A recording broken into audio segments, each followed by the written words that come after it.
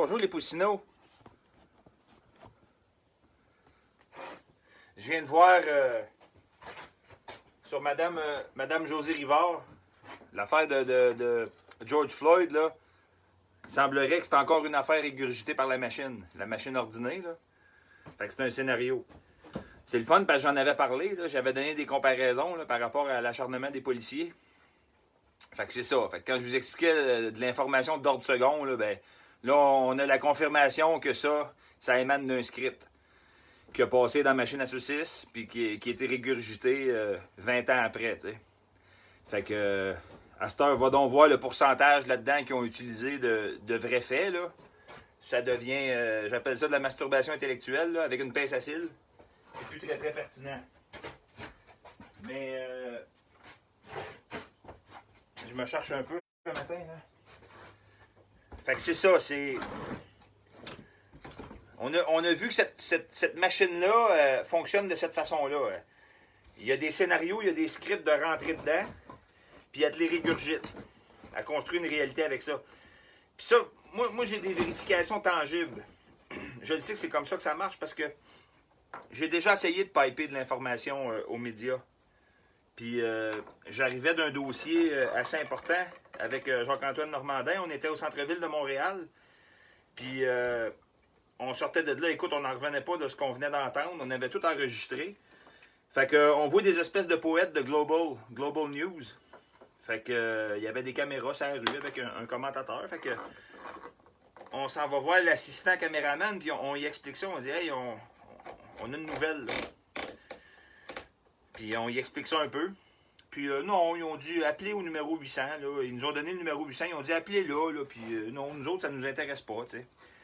Fait que ça, c'est une preuve parmi tant d'autres que cette machine-là, puis les esclaves qui travaillent pour cette machine-là, ils n'en ont rien à foutre de la réalité, de la vraie réalité. La réalité qui arrive pour vrai, c'est la rue.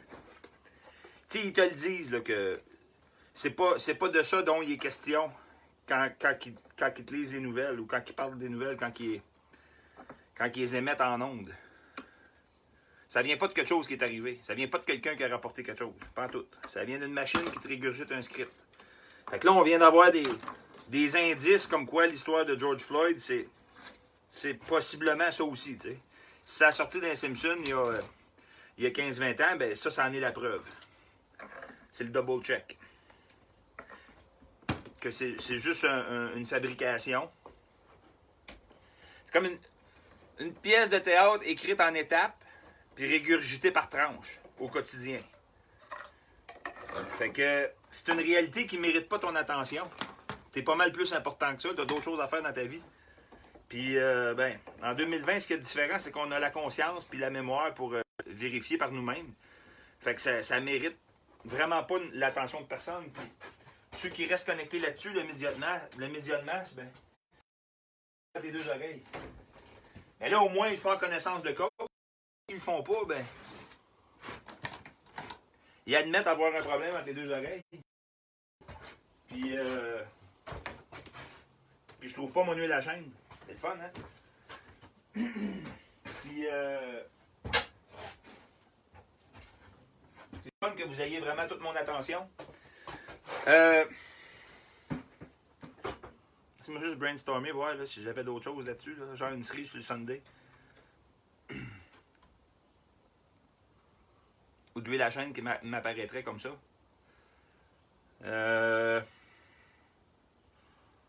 As-tu des questions, au fait, en passant?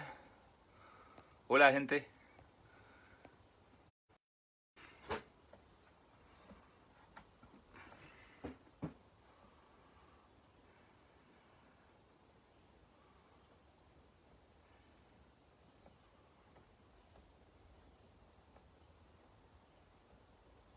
Non, écoute, je pense que j'ai pas mal tout dit, là. Faut battre le fer quand il est chaud, là. C'est sûr que des fausses nouvelles comme ça, là, c'est une couple de jours après, quand ça se confirme, là, les acteurs, là, les acteurs là-dedans, c'est sûr que c'est un monde-là, un peu comme le monde politique, là, notre invention d'exécutif, c'est une banque d'individus limitée. Fait que ils courent à leur fin, tu sais. Fait que manifestement, tu vas pogner des premiers ministres ou bien des présidents qui ont les mêmes noms que des présidents il y a 2-3 générations, parce que c'est dans le même pool de monde. dans les fausses nouvelles, dans le média de masse, tu vas voir les mêmes acteurs que soit dans d'autres fausses nouvelles, les mêmes individus qui ont été interviewés tout le temps, parce qu'ils sont payés pour ça. Ils sont payés de la même manière que des figurants dans des films. Fait que c'est une grosse fabrication. Fait que c'est sûr, moi, dans mon dernier vidéo, il y a 2-3 jours, ben j'avais utilisé ça comme comparaison, mais c'est pas si pire parce que l'acharnement policier, ben, je l'ai vu directement là, dans un autre cas dans lequel j'ai travaillé. Là. Mais donc, l'exemple que j'utilisais, plutôt que d'être factuel, ben, j'utilisais un scénario. T'sais. Mais c'est un scénario plausible, là, mais c'est ça. Moi, ça me dérange pas dans la vidéo que j'ai faite, que j'ai pas besoin de rien rétracter parce que le dossier juridique dans lequel j'avais travaillé, le prisonnier politique, ben ça, c'était vrai. C'était de l'acharnement policier pour vrai. Mais là, il a été utilisé dans d'autres scénarios. Mais ça reste qu'il y a quand même de l'acharnement policier pareil. Puis la raison pourquoi ils sont rendus à un point aujourd'hui, psychologiquement, qu'ils sont tellement permis de faire ça qu'ils ne se questionnent même plus avant de le faire. Ça, c'est la fameuse question que je vous avais demandé. C'est l'absence de common law. C'est que le common law, il a fade out complètement au profit du droit privé, du droit d'intérêt privé, du droit statutaire, du pouvoir discrétionnaire. Fait que les juges et les avocats, ils ont un immense pouvoir discrétionnaire. Fait que tous les représentants de l'ordre, les policiers, les représentants de la sécurité sociale, ils ont joui au fil des années d'un plus grand pouvoir discrétionnaire. En même temps que le common law disparaît des mœurs et coutumes, puis on l'enseigne plus pantoute, puis on dit même plus à personne que ça a déjà existé, tu sais, à l'extrême. Donc, c'est comme ça que lors d'une tentative d'arrestation où est-ce qu'il y a de la résistance un peu, ben, beaucoup de flics, ça c'est une autre parenthèse, beaucoup de flics vont s'acharner là, à l'extrême là, jusqu'à faire sauter la planète.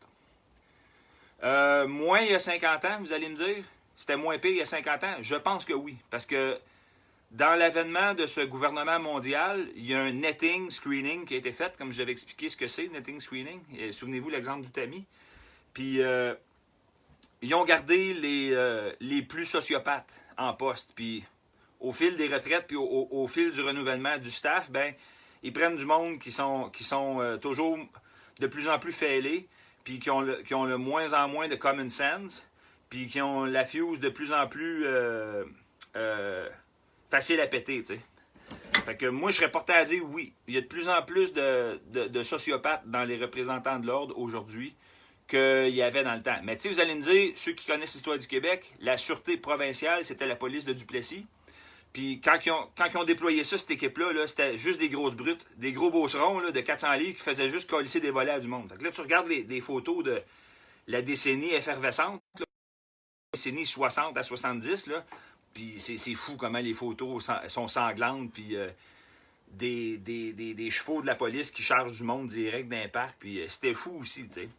C'était fou, mais je sais pas, je connais pas, tu sais, c'est pas parce qu'il y a de la violence, puis de cette forme de débauche-là sociale, qu'il y avait forcément quelque chose de psychopathe, sociopathe en arrière. Ce que je peux te garantir, c'est que ces dernières générations-là, le recrutement, le screening netting a fait en sorte que c'est vraiment ça. Puis ça n'a aucun mérite comparé aux années 60. Des années 60, là, c'était des gros beaucerons de 400 livres qui colissaient des coups de poing avec le poing, tu sais. Puis vous regarderez les photos du patriote qui est décédé là, il y a 3-4 ans, là, lui qui venait de l'autre bord de Sudbury, là. Qu'est-ce qu'il s'appelle, non? C'est un boxeur. Chartrand, Reggie Chartrand. Vous regarderez les photos de la manifestation. Je pense que c'était en 68, là. C'est soit le lundi de la matraque ou le 24 juin 68, la Saint-Jean-Baptiste de 1968. Les photos de Reggie Chartrand, tu sais. Et il colissait des volets aux flics avec ses poings, puis il s'en faisait colisser, tu sais. Ça avait du mérite. Aujourd'hui, c'est rendu tellement des armes énergétiques, des tasers, puis des affaires de lâche. Ça n'a même plus aucun mérite. Fait que moi, je serais porté à dire que oui, le caractère psychopathe dans les représentants de l'ordre, il a grandi énormément à une vitesse alarmante. Fait que ça, c'est une chose. Fait que ça, c'est à se méfier dans la vraie vie. Puis, à cette heure, les scénarios qui émanent du média de masse, ben ça, c'est à prendre à la légère, comme je vous l'ai dit. De toute façon, là, c'est tout de l'information d'ordre second. Là. Fait que oui, ok, j'ai fait le tour. Fait que je continue mes affaires. Bonne journée à tous. Si vous avez des questions, lâchez-vous lousse.